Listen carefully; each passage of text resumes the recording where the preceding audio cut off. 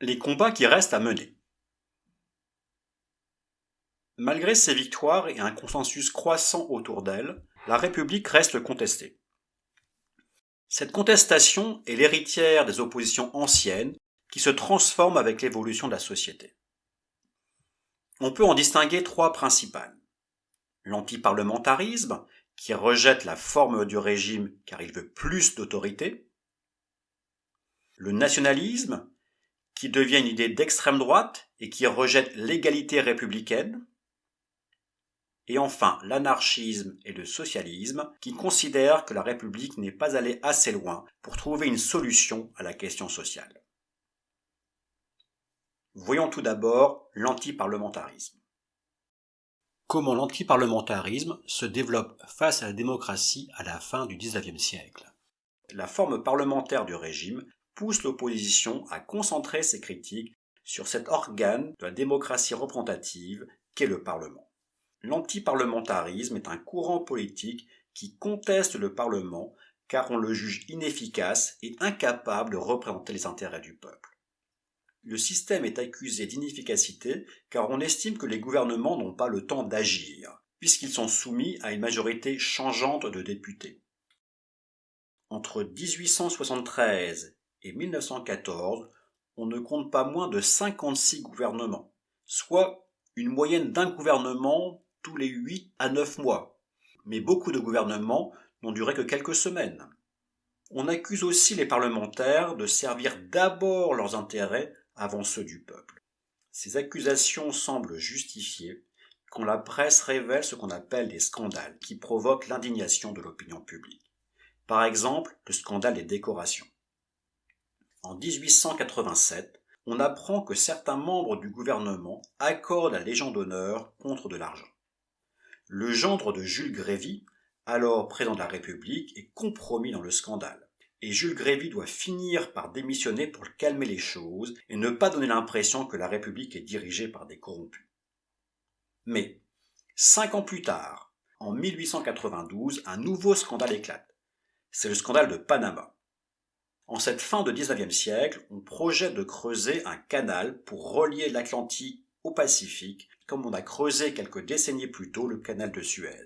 Mais le projet est mal engagé et ses promoteurs n'ont obtenu le soutien de l'État que grâce à la corruption de députés. Au final, le canal n'a pas été creusé, de l'argent public a été gaspillé et les députés se sont enrichis grâce à leurs charges. On comprend donc qu'une partie de l'opinion publique rejette le régime parlementaire, en généralisant à l'ensemble des députés la faute de quelques-uns.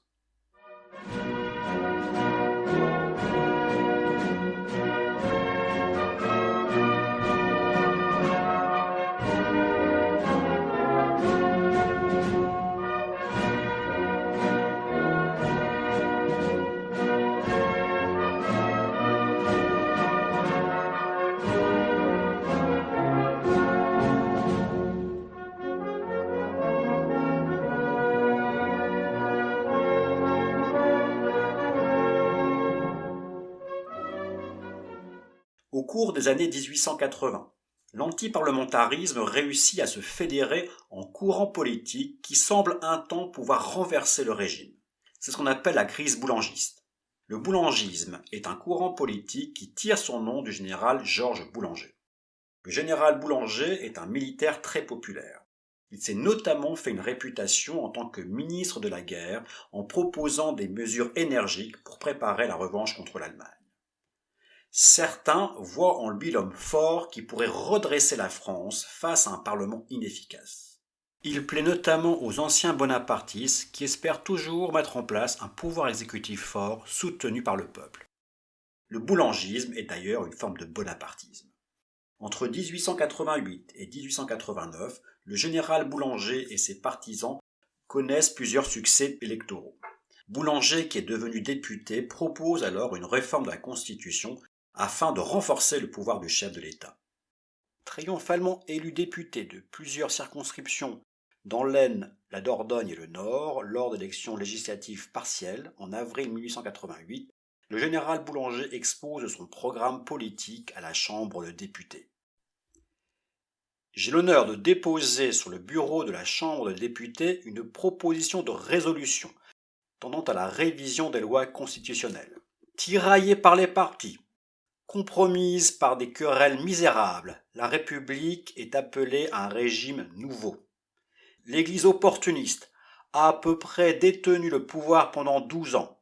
Ce parti a toujours considéré la République comme son bien et a réduit la République à n'être que le gouvernement d'un groupe.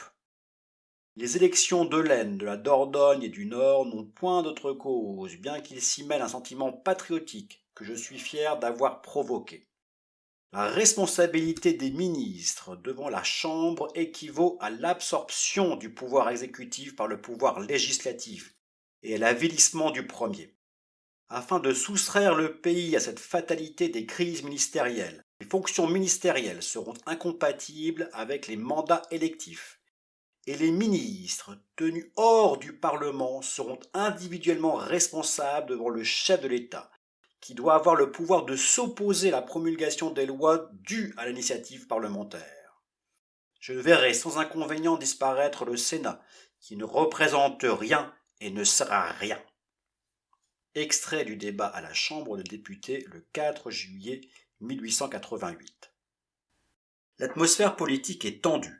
Et l'on craint un moment que Boulanger et ses partisans ne fassent un coup d'État, comme Louis-Napoléon Bonaparte l'avait fait en 1851. Mais finalement, la fermeté du gouvernement suffit à surmonter la crise boulangiste. Des suspects sont arrêtés. Boulanger préfère les désavouer et partir en exil en Belgique. Ce militaire élégant n'avait visiblement pas l'envergure de l'homme fort qu'espéraient ses partisans. D'ailleurs, en 1891, à Bruxelles, on le retrouvera mort, suicidé sur la tombe de sa maîtresse.